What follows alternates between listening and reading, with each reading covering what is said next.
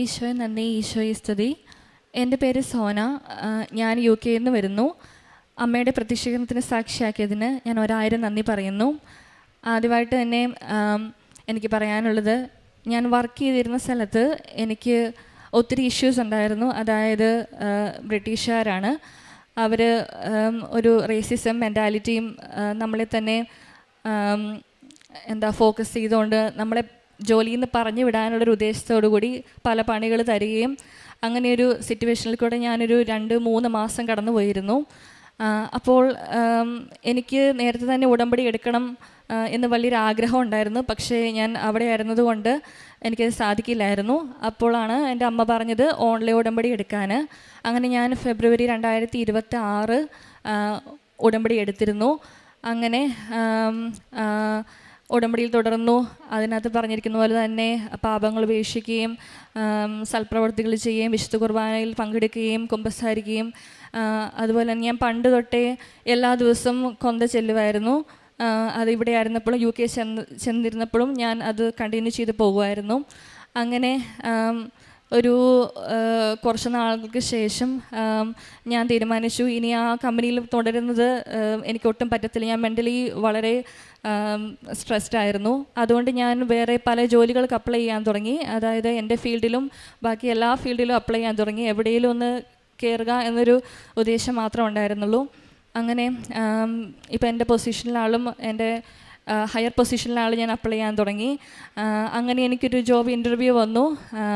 ഞാനത് അറ്റൻഡ് ചെയ്തപ്പം എനിക്ക് മനസ്സിലായി ഇത് ഞാൻ ചെയ്തുകൊണ്ടിരിക്കുന്ന ജോലിയിലപ്പുറം കടന്നൊരു ജോലിയാണ്. അവർ ചോദിച്ച പല ക്വസ്റ്റ്യൻസും എനിക്ക് ആൻസർ അറിയത്തിരുന്നെങ്കിൽ പോലും അവിടെ ഇരുന്ന് ഇൻ്റർവ്യൂവർ വളരെ ഫ്രണ്ട്ലി ആയിട്ട് എന്നോട് സംസാരിക്കുകയും എനിക്ക് ഇങ്ങോട്ട് ആൻസേഴ്സ് പറഞ്ഞു തരികയും ഇങ്ങോട്ട് ഓരോ ഹിൻ്റൊക്കെ ഇട്ട് എനിക്ക് ഞാൻ പറയാൻ ഉദ്ദേശിക്കുന്ന ആൻസർ അവർ പറഞ്ഞു തരികയും ചെയ്തു.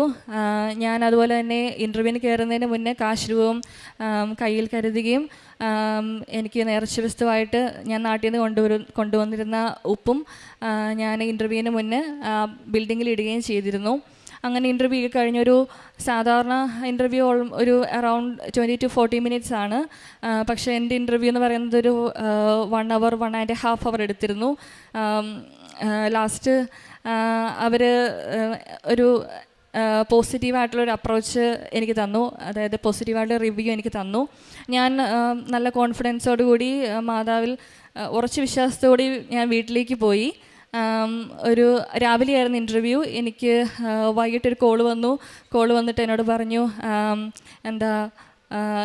ഇതിൽ ഇൻ്റർവ്യൂവിൽ ഞങ്ങൾ സാറ്റിസ്ഫൈഡ് ആണ്, നിങ്ങൾ ഓക്കെ ആണെങ്കിൽ നമുക്ക് ബാക്കി കാര്യങ്ങളിലേക്ക് കടക്കാമെന്ന് പറഞ്ഞു.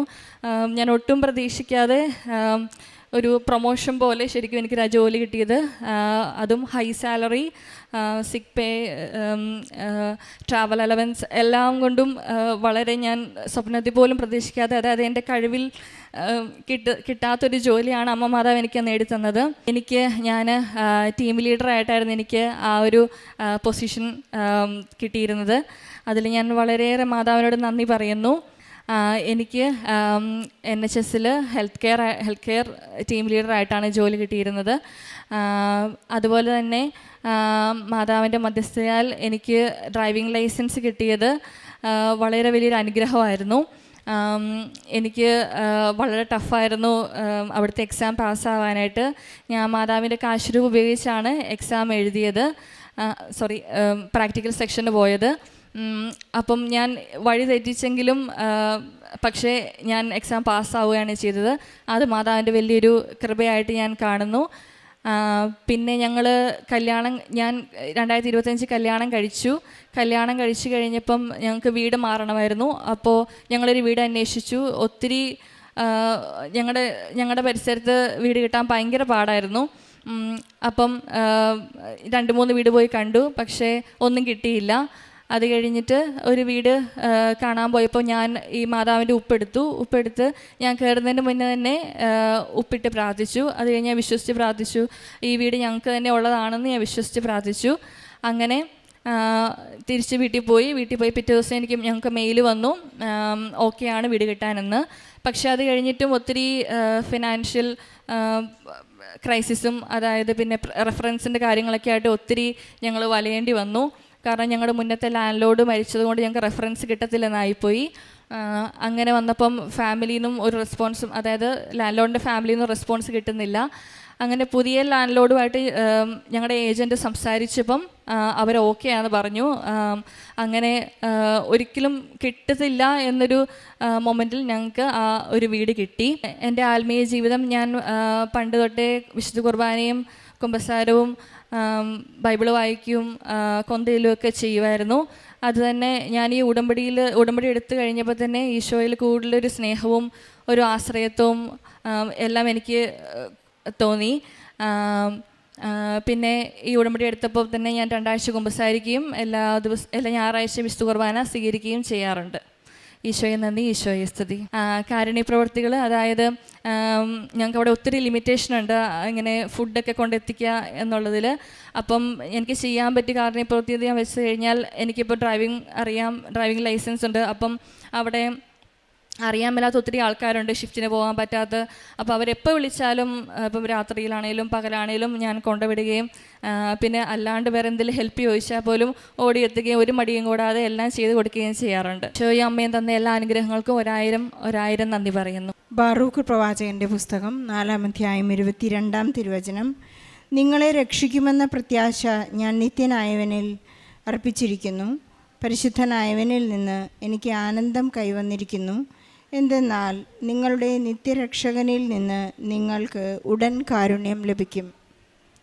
സോന ജോസ് എന്ന ഈ മകൾക്ക് നിത്യരക്ഷയും തൻ്റെ ജീവിതത്തിനാവശ്യമായ എല്ലാ അനുഗ്രഹങ്ങളും പരിശുദ്ധ അമ്മയുടെ മധ്യസ്ഥതയിൽ ഈശോ നൽകിയതിനെക്കുറിച്ചുള്ള പ്രത്യക്ഷീകരണ സാക്ഷ്യമാണ് എൽത്താരയിൽ ഏറ്റുപറഞ്ഞത്. ബഹുമാനപ്പെട്ട ജോസഫ് അച്ഛൻ നമുക്ക് വേണ്ടി ആരാധനാ മധ്യേ പ്രാർത്ഥിക്കാറുണ്ട്. കർത്താവെ, എൻ്റെ സങ്കടങ്ങളിൽ അങ്ങയെ വിശ്വസിച്ച് ജീവിക്കുവാനുള്ള കൃപ നൽകുമ്പോൾ അങ്ങ് എന്നെ വെട്ടിയൊരുക്കുകയാണെന്ന് എനിക്ക് വ്യക്തത നൽകണമേ എന്ന ഒരു പ്രാർത്ഥന നമ്മുടെ ആരാധനാ മധ്യേ ഉടമ്പടി ധ്യാനത്തിനിടെ ഒരിക്കൽ അച്ഛൻ പ്രാർത്ഥിക്കുകയുണ്ടായി. നമ്മുടെ എല്ലാ സങ്കടങ്ങളിലും അങ്ങയെ വിശ്വസ്തയോടുകൂടി പിൻചൊല്ലുവാനുള്ള, അങ്ങയെ ആഴമായി സ്നേഹിക്കുവാനുള്ള കൃപ നൽകുമ്പോൾ അതെന്നെ വെട്ടിയൊരുക്കുകയാണെന്നുള്ള ഒരു ബോധ്യം നൽകുക എന്നുള്ളതാണ് അഭിഷേകം എന്ന് പറയുന്നത്. സോനയ്ക്ക് ലഭിച്ചിരിക്കുന്നത് അനുഗ്രഹങ്ങളേക്കാൾ അത് അഭിഷേകമാണ്. കാരണം ഓൺലൈൻ ഉടമ്പടി എടുത്തപ്പോൾ തന്നെ തൻ്റെ ജീവിതത്തിൻ്റെ ഒരു വലിയ പ്രതിസന്ധിയായിരുന്നു. വിദേശത്ത് ജോലി ചെയ്യുമ്പോൾ ഒരു റേസിസം നേരിടേണ്ടി വരുന്ന അവസ്ഥയിൽ തനിക്കൊരു ബെറ്റർ ജോലി അല്ലെങ്കിൽ ഒരു സ്ഥലം മാറ്റം മാത്രം പ്രതീക്ഷിച്ചിരുന്നപ്പോൾ മറ്റൊരു സ്ഥലത്ത് ഒരു വലിയ പ്രൊമോഷനോടുകൂടി ടീം ലീഡറായി ഹെൽത്ത് കെയറിൽ ജോലി ചെയ്യാനുള്ള ഒരു വലിയ സാധ്യത പരിശുദ്ധ അമ്മയുടെ മധ്യസ്ഥതയിൽ ഈശോ അവർക്ക് നൽകി. അതുപോലെ തന്നെ ലൈസൻസ് കിട്ടിയപ്പോൾ തന്നെ എനിക്ക് ലൈസൻസ് കിട്ടി, ഇനി ഞാൻ എൻ്റെ വാഹനം മാത്രം ഓടിക്കാം. ഈശോ ചോദിക്കുന്ന ഒരു അസസ്മെൻറ്റ് ക്വസ്റ്റ്യനുണ്ട്. എനിക്ക് വിശന്നു, എനിക്ക് ദാഹിച്ചു, അപ്പോഴെല്ലാം നീ എനിക്ക് വേണ്ടി എന്തു ചെയ്തു? ചെറിയവരിൽ നീ ചെയ്തു കൊടുത്തപ്പോഴെല്ലാം എനിക്ക് തന്നെയാണെന്ന് ചെയ്തത് എന്ന ക്വസ്റ്റ്യനെയറിന് നാം ഉത്തരം പറയുന്നത് നമ്മുടെ നിത്യതയുടെ ഒരു വലിയ ഭാഗമാണ്. അവിടെ സോന പാസ്സാകുന്നത് ഏത് പാതിരാത്രിയിലും വാഹനത്തിൽ പോകാൻ മറ്റുള്ളവർക്ക് ആവശ്യം വരുമ്പോൾ ഞാൻ എൻ്റെ വാഹനവും എൻ്റെ ആരോഗ്യവും ഞാൻ നൽകുന്നു എന്നുള്ളതൊരു വലിയ അനുഗ്രഹമായി നീ മകൾ കാണുകയാണ്. അവർ വീട് അന്വേഷിക്കുമ്പോഴും ഈശോ നൽകുന്ന വീട് പരിശുദ്ധ അമ്മയുടെ മധ്യസ്ഥതയിൽ പ്രാർത്ഥിച്ചുകൊണ്ട് ഉടമ്പടി ഉപ്പ് അവിടെ വിതറി പ്രാർത്ഥിച്ചവർ ആഗ്രഹിച്ച വിധത്തിൽ അവർക്കെല്ലാം ഈശോ കൈപിടിച്ച് നടത്തുന്ന ഒരു വലിയ അനുഗ്രഹം അവർക്ക് ലഭിക്കുകയാണ്. എൻ്റെ ശാഖകളിൽ ഫലം തരാത്തതിനെയെല്ലാം അവിടുന്ന് നീക്കിക്കളയുന്നു. എന്നാൽ ഫലം തരുന്നതിനെ അവിടുന്ന് വളരെയധികം കൂടുതൽ കായ്ക്കാനായി വെട്ടിയൊരുക്കുകയും ചെയ്യുന്നു എന്ന് പറയുന്നുണ്ട്. നമ്മൾ അവിടുത്തെ സ്നേഹത്തിൽ നിലനിൽക്കാൻ വേണ്ടി നമ്മെ വെട്ടിയൊരുക്കുമ്പോഴെല്ലാം അവിടുത്തോട് സഹകരിക്കുക. അവിടുന്ന് നമുക്ക് ലഭിക്കുന്ന എല്ലാ വെള്ളവും വളവും നാം സ്വീകരിച്ച് പരിശുദ്ധാത്മാവിനെ സ്വീകരിക്കുമ്പോൾ നമുക്ക് ലഭിക്കുന്ന അഭിഷേകത്തിനാണ് ഇന്ന് സോന ഇവിടെ നന്ദി പറയുന്നത്.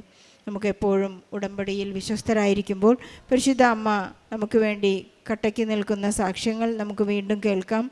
സോനയെ പോലെ വിദേശത്ത് പ്രവാസികളായി കഴിയുന്ന മക്കൾ പ്രതിസന്ധിയിലാണെങ്കിൽ, അവരുടെ ജോലിയിൽ എന്തെങ്കിലും സങ്കടങ്ങളുണ്ടെങ്കിൽ, അവർ നിയോഗം വെച്ച് പ്രാർത്ഥിക്കുന്നുണ്ടെങ്കിൽ ലോകം മുഴുവനുമുള്ള എല്ലാ പ്രവാസികളുടെയും നിയോഗങ്ങളെ സാക്ഷ്യത്തോട് ചേർത്ത് വെച്ച് ഈശോയ്ക്കും പരിശുദ്ധ അമ്മയ്ക്കും നല്ല ഒരു കയ്യടി നൽകി സാക്ഷ്യം നമുക്ക് സമർപ്പിക്കാം.